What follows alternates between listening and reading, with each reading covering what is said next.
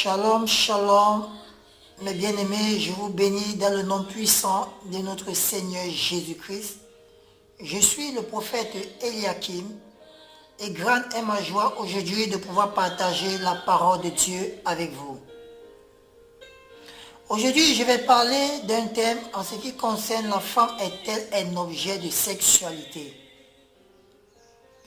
On a toujours eu à nous faire comprendre que la place de la femme était derrière les marmites, était derrière les casseroles, était à la maison, ou encore que la place de la femme était de satisfaire les désirs sexuels ou les fantasmes d'un homme.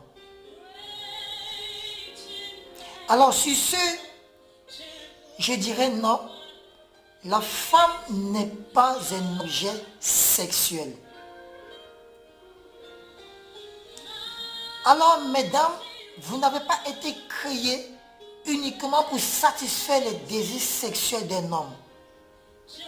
Mais vous avez été créées parce que vous avez votre mot à dire et vous avez votre part de rôle à jouer pour l'avancement de l'humanité. Parce qu'en vous se trouve le potentiel qu'il faut pour faire avancer le monde. Parce que vous êtes les mères de l'humanité. La sexualité ou encore le sexe n'a jamais été un objet de développement d'une société. Le sexe n'a jamais été un objet de développement d'une communauté. Alors si nous nous attardons uniquement au fait que la femme est un objet de sexualité, croyez-moi une chose, c'est que nous n'allons jamais accomplir ce pourquoi nous avons été créés. Le monde ne va jamais avancer et nous allons toujours tourner en bourreau ou encore tourner en rond. Si nous avons été créés, c'est pour pouvoir démontrer au monde, surtout nous en tant qu'enfants de Dieu. La Bible nous fait comprendre que le monde attend avec un ardent désir la manifestation des fils de Dieu.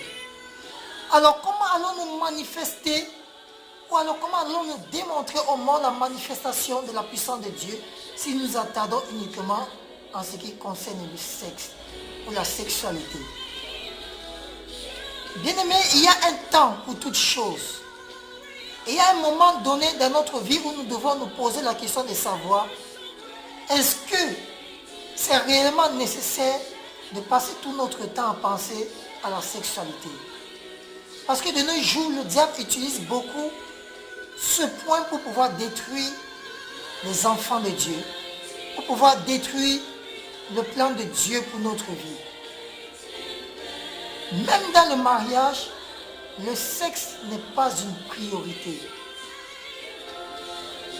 La Bible nous fait comprendre que Dieu n'a pas créé la femme uniquement pour satisfaire les désirs sexuels de l'homme. Sinon, la Bible allait nous dire, en accord avec la parole de Dieu allait nous dire dans Genèse chapitre 2, du verset 18, que lorsque Dieu a trouvé qu'il n'est pas bon que l'homme soit sexuellement seul, mais qu'il soit accompagné sexuellement de la femme. Mais la Bible nous fait comprendre plutôt que Dieu a trouvé qu'il n'est pas bon que la femme soit seule, que l'homme soit seul, raison pour laquelle il a fait une aide. Donc la femme est une aide pour l'homme et non un objet sexuel pour l'homme. Alors bien aimés, si nous voulons évoluer et si nous voulons manifester la puissance de Dieu, ou encore si nous voulons jouer notre part de rôle dans l'avancement de l'humanité, nous devons redéfinir nos priorités en ce qui concerne la sexualité. Bien-aimé, je t'invite dans la prière, je t'invite à te consacrer et à inviter Dieu dans ta vie, là où tu te trouves. Sois béni, bien-aimé, le Seigneur t'aime. Le Seigneur a un rôle pour toi. Et à toi de trouver le rôle que Dieu a prédestiné pour toi. Sois béni, bien-aimé. Que le Seigneur te comble de joie et de bonté et qu'il t'ouvre le cœur et la pensée de pouvoir comprendre ce message. Shalom, shalom. Ton serviteur, le prophète Eliakim, si tu as besoin de prière, je suis disponible pour toi. Tu vas simplement me laisser ton sujet de prière sur mon adresse email et je vais te répondre dans les brefs délais. Sois béni. Shalom.